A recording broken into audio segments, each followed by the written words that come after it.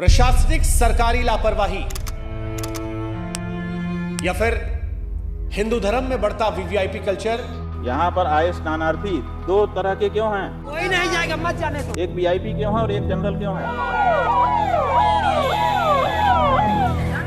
या फिर प्रबल आस्था। इनमें से कौन है जो जिम्मेदार है प्रयागराज में हुई उस घटना को लेकर जिसकी तस्वीरों ने कलेजे को चीर कर रख दिया?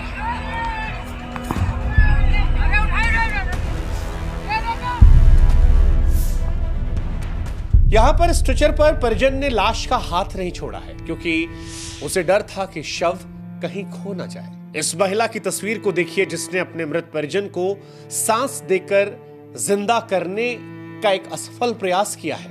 एक आदमी जो अपनी पत्नी को अमृत स्नान करवाने लाया था, अब कांधे पर शव को उठाए टहल रहा है। एक आदमी परिवार के साथ आया था, बच्चा कहां है अब मालूम नहीं। और इन तस्वीरों को देखने के बाद यह एहसास होता है कि कौन कहता है कि बोलने के लिए शब्दों की जरूरत होती है, भाषा की दरकार होती है, व्याकरण के संस्कार की जरूरत होती है। भगदड़ के इन पीड़ितों की आंखों में देख लीजिए, यकीन मानिए दर्द की पृथ्वी आपको पाताल में खींच ले जाएगी। यकीन मानिए इस देश में आम आदमी की मौत सिर्फ एक नंबर है। सरकार किसी की भी हो, कई बार ऐसा लगता है कि जनता की जान की कोई कीमत नहीं है। मरने वाले बेनाम गुमनाम रहते हैं, वरना आप खुद सोचिए कि महाकुंभ में भगदड़ मचती है, ये पता है। भगदड़ मची और देखो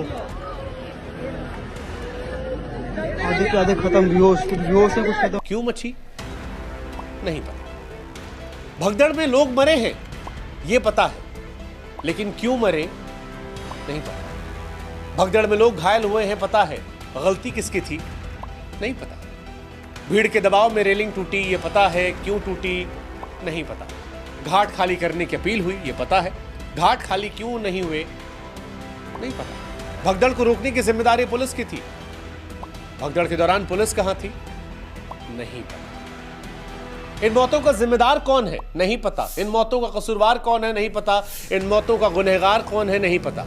सवाल कई सारे हैं कि क्या यह मौत प्रशासनिक लापरवाही से हुई है, वीवीआईपी कल्चर को बढ़ावा देने से हुई है, या प्रबल आस्था इसके पीछे जिम्मेदार है। आज इन तीनों वजहों में जवाब तलाशते हैं। सबसे पहले बात कर लेते हैं वीवीआईपी कल्चर की। हमारे देश में जितने वीवीआईपी हैं उससे कम तो कई देशों की जनसंख्या है। यूं समझ लीजिए कि हमारे देश में वीआईपी होना एक ऐसा रोग है जिसका कोई टीका नहीं, कोई इलाज नहीं, कोई दवाई नहीं। आप खुद सोचिए, आम लोग भीड़ में 4-4 घंटे एक जगह से खिसक नहीं पाते, घाटों तक पहुंच नहीं पा रहे, आसमान को ओढ़कर धरती को बिछौना बनाकर किसी तरह से पवित्र डुबकी लगा लेना चाहते हैं। लेकिन वीवीआईपीज के लिए आलीशान टेंट है, अलग रास्ते हैं, अलग से घाट है, अलग व्यवस्थाएं हैं। जहां रहते हैं वहां पर ऐसी भव्य दिव्य जीवन को आनंदित कर देने वाली तस्वीरें हैं कि लगता है मालदीव छोड़कर बस अब संगम पर ही लग्जरी मोक्ष मिल जाएगा। वीआईपी कल्चर आज का नहीं है। 1986 में भी कुंभ मेले में भगदड़ मची थी, 200 लोगों की जाने गई थी। कहा जाता है कि ये हालात उस वक्त तब पैदा हुए थे जब उस वक्त के उत्तर प्रदेश के मुख्यमंत्री वीर बहादुर सिंह कई राज्यों के मुख्यमंत्रियों सांसदों के साथ हरिद्वार पहुंचे थे। सुरक्षा कर्मियों ने आम लोगों को नदी किनारे जाने से रोका। उस वक्त भगदड़ मच गई थी, भीड़ बेकाबू हुई, लोगों की मौत हुई। कहा जाता है 1954 में वीआईपी हाथियों पर बैठकर शाही स्नान करने आए थे। इस बार वीआईपी एसयूवी गाड़ी में आ रहे हैं। क्या कुछ हो रहा है वो हम सब देख रहे हैं। इस भगदड़ में जो मौत हुई है वो लोगों के परिजनों की सिर्फ मौत नहीं है, बल्कि एक मुल्क के तौर पर वीआईपी कल्चर को बढ़ाने वाली चेतना की भी मौत है। सवाल है वीआईपी कल्चर कब तक धर्म में रहेगा? भगवान की नजर में दो तरह के बच्चे क्यों रहेंगे? एक जो अमीर हो गया उसके लिए अलग व्यवस्था, जो गरीब हो गया उसके लिए अलग व्यवस्था। हम बैठे के देखें, वो वीआईपी है, मैं तो जनरल हूँ। हाँ, वीआईपी तो कुछ लोग हो पाएंगे, 40 करोड़ आ रहे हैं, 39 करोड़ तो वीआईपी नहीं होंगे ना। लेकिन वीआईपी कल्चर से आगे बढ़कर सवाल सरकार पर भी उठेगा। यह अलग बात है कि महाकुंभ भगदड़ पर बोलते हुए उत्तर प्रदेश के मुख्यमंत्री योगी आदित्यनाथ की भावुक करने वाली तस्वीर देखना दुखद है। उन सभी परिजनों के प्रति हमारी पूरी संवेदना है। ये बात भी सच है कि हिंदू धर्म में योगी आदित्यनाथ की आस्था पर कोई सवाल नहीं है। उनकी आस्था किसी से छुपी नहीं है और ये तस्वीरें उनके हृदय में कितनी तकलीफ दे रही होंगी, इस बात को समझना भी बहुत ज़्यादा मुश्किल नहीं है। लेकिन सिक्के का दूसरा पहलू यह भी है कि 30 से 35 जिंदगियां गई हैं। सवाल सरकार पर भी उठेंगे। सवाल इसलिए भी उठेंगे क्योंकि सभी को मालूम था कि मौनी अमावस्या पर भीड़ होगी। सबको मालूम था कि भीड़ करोड़ों में होगी। इसके बावजूद भीड़ इतनी ज्यादा एक जगह कैसे इकट्ठा हो गई। जिन परिवारों के लोग मारे गए हैं उनके सामने टीवी पर व्यवस्थाओं की तारीफ या आंसुओं की दलील काम नहीं करेगी। ये इसलिए भी क्योंकि महाकुंभ 2025 में उत्तम व्यवस्थाओं, सुगम सुविधाओं को लेकर काफी प्रचार प्रसार हुआ था। 144 वर्ष के बाद महाकुंभ का यह मुहूर्त आ रहा है और इस महासमागम का साक्षी देश और दुनिया बनना चाहता है। सड़कें, पोस्टर, बैनर, विज्ञापनों से भरी पड़ी हैं। मीडिया लगातार महाकुंभ को दिखा रहा है। यूट्यूबर्स लगातार महाकुंभ दिखा रहे हैं। जो लौट रहे हैं, जो जा रहे हैं, वो वहां से लगातार तस्वीरें साझा कर रहे हैं। ऐसे में जनता आश्वस्त हो जाती है। खास तौर पर सरकार ने जिस तरह से 144 वर्ष वाले प्रचार को बढ़ाया, उसके बाद बड़ी संख्या में लोग संगम स्नान के लिए तत्पर हो गए। पीढ़ियों में एक बार मिलने वाले इस अनुभव को कोई भी छोड़ना नहीं चाहता था और ये सरकार के प्रचार प्रसार की वजह से हुआ था। जनता सरकार को लेकर आश्वस्त थी कि भले ही आसमान गिर जाएगा लेकिन सरकार संभाल लेगी। ये आश्वस्तता, ये निश्चिंतता का भाव 30 से 35 लोगों के लिए काल बन गया, क्योंकि लड़े तो जीते नाम सरदार का और कुछ गलत हो तो सवाल भी सरदार का। तीसरी वजह भी प्रमुख है, प्रबल आस्था, लोगों की आस्था। दरअसल महाकुंभ में भगदड़ से पहले का कमिश्नर का वीडियो वायरल हुआ, जो कह रहे थे कि भगदड़ की आशंका है, जो बार बार सचेत कर रहे थे कि जो सोवत है वो खोवत है, वो लोगों को हटने की बात कह रहे थे। सभी श्रद्धालु सुन लें, यहाँ लेटे रहने से कोई फायदा नहीं है। जो सोवत है सो खोवत है। उठिए उठिए, स्नान करिए। लेकिन मौजूदा दौर में लोगों की आस्थाएं इतनी प्रबल हो चुकी हैं कि आप उन्हें बुलाकर ये नहीं कह सकते कि संगम पर मत नहाओ, पर्व पर मत नहाओ या ब्रह्म मुहूर्त में मत नहाओ। लोग वहीं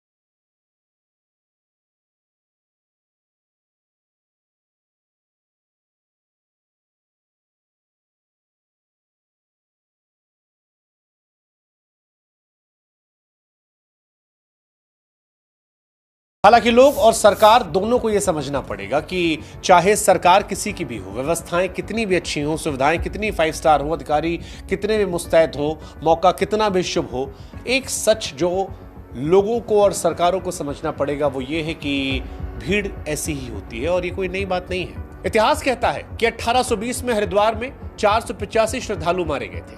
1954 में लगभग 800 से 1000 की मौत हुई थी। 1986 में 200 लोगों की कुंभ भगदड़ में मौत हुई थी। 1992 में उज्जैन में 50 लोगों की मौत हुई थी। 2003 में नासिक में 39 लोगों की मौत हुई थी। 2010 में हरिद्वार में कुंभ में 7 लोगों की मौत हुई थी। 2013 में प्रयागराज में 42 की मौत हुई थी और 2025 में 30 की सरकारी पुष्टि हो चुकी है। उस देश में रहते हैं जहां पर धार्मिक आयोजनों में भगदड़ जैसी घटनाएं अक्सर घटित होती हैं और इन घटनाओं में बार बार आम लोगों की सैकड़ों की संख्या में जाने जाते हैं।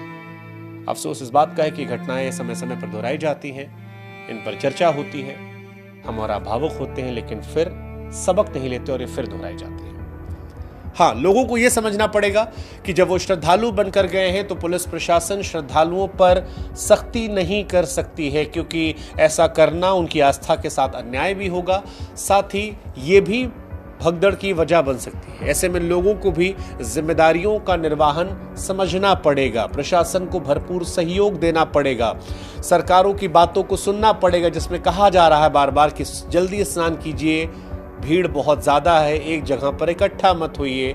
हमें आपको ये बात समझनी पड़ेगी। उन्हें जो अब वहां जाने वाले हैं। साथ ही सरकारों को इस बात का एहसास रखना पड़ेगा कि व्यवस्थाओं का विकास इस भीड़ को ध्यान में रखकर किया जाए।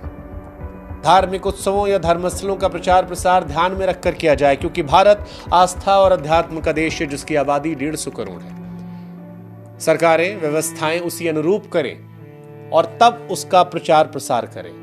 जितनी बड़ी संख्या में लोगों को आमंत्रित करें, उससे पहले यह सुनिश्चित करें कि उतनी व्यवस्थाएं उनके पास हैं, उस स्तर पे जागरूकता वो कर रहे हैं। उम्मीद करते हैं कि सरकार और लोग इन बातों का ध्यान रखेंगे और जब भविष्य में और लोग महाकुंभ में स्नान करने जाएंगे, क्योंकि कई महत्वपूर्ण स्नान बाकी हैं, तो इन बातों का ध्यान रखा जाएगा। जो इस दुनिया में नहीं रहे, उन्हें हमारी तरफ से भावभीनी श्रद्धांजलि। ईश्वर उनकी आत्मा को शांति दे। जय हिंद, जय भारत, नमस्कार।